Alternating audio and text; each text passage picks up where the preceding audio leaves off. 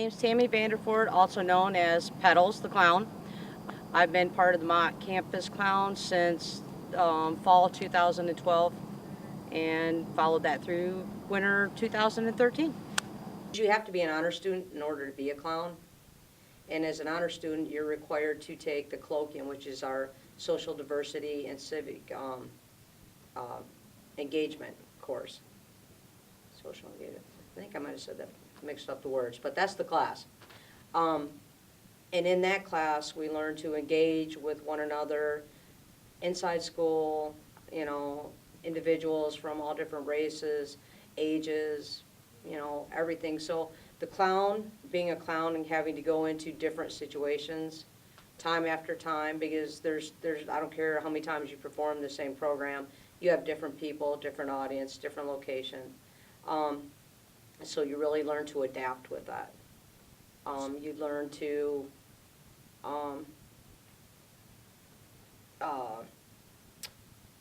intermingle with each other as far as a troupe, because we all come from different backgrounds. And then, like I said, just being in the different scenarios where we have to adapt to the situation. So what would you say your favorite thing about being a mock clown is? My favorite thing? Wow, there really is a lot. It's always nice to get the praise and recognition that, you know, you're a mock clown when somebody recognizes you. But it's really, for me, it's the little ones in the programs. They get so excited and you get to talk to them, and, you know, when you get the one that yells out your name and you look up and they tell you you're my favorite, or, you know, they just want a hug. They just, you know, it's awesome. You start to feel like a movie star, really. At the very far end is the effervescence pedals. Sticks. Cupcake. You already know green eggs and ham egg. Gizmo. Sneezy. Tomos. And kiwi. And I am Loving the Clown. What we'd like you to do is, on the count of three, you're going to say your name. Then we'll all know each other, okay? 1, 2, 3.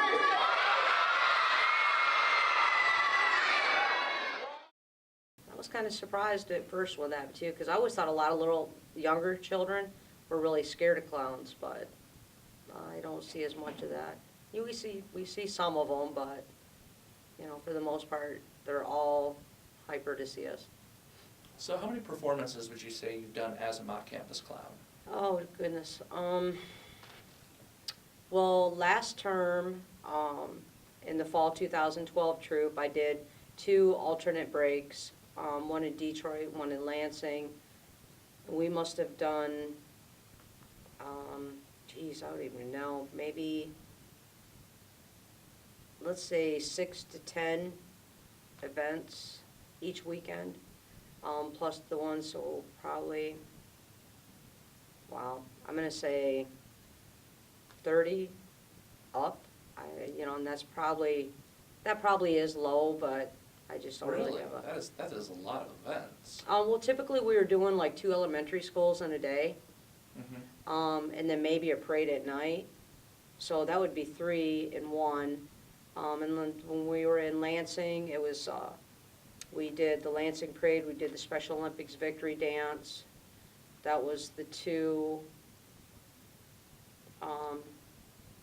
Detroit, there again was Special Olympics, and I don't know. They kind of blur together. Maybe it didn't seem as much, but some long days.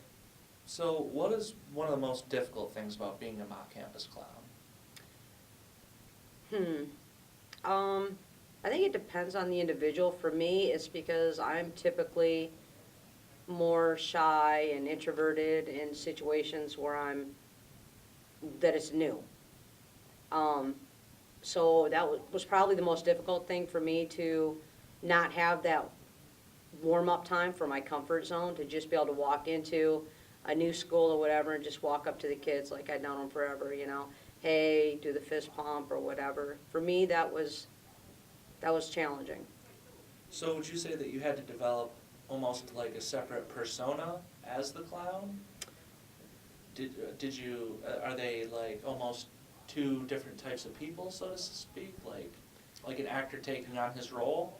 Right. You know what's funny is I think Petals and Tammy are really the same person.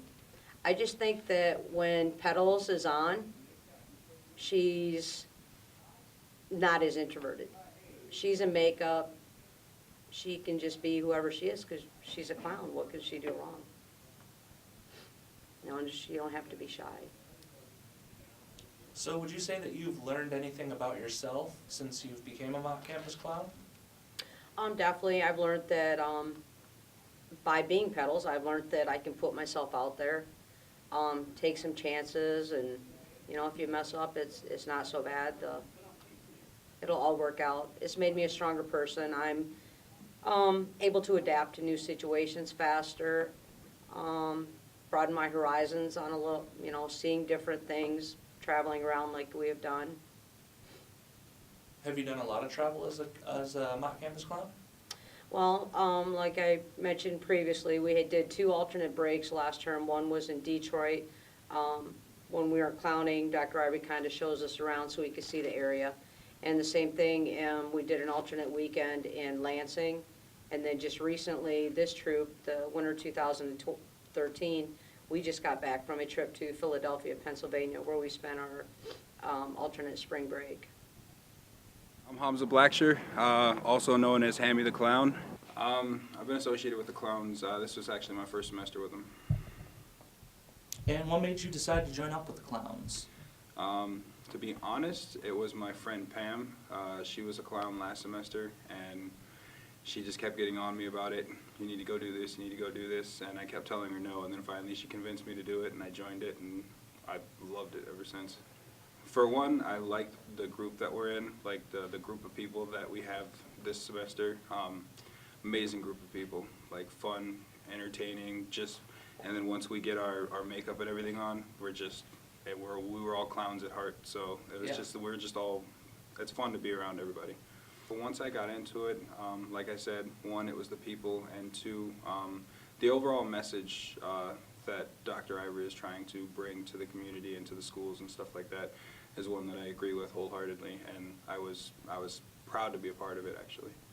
Basically, what we're doing as clowns and stuff is we go into like elementary schools and things like that, normally grade K through like 3 or 4.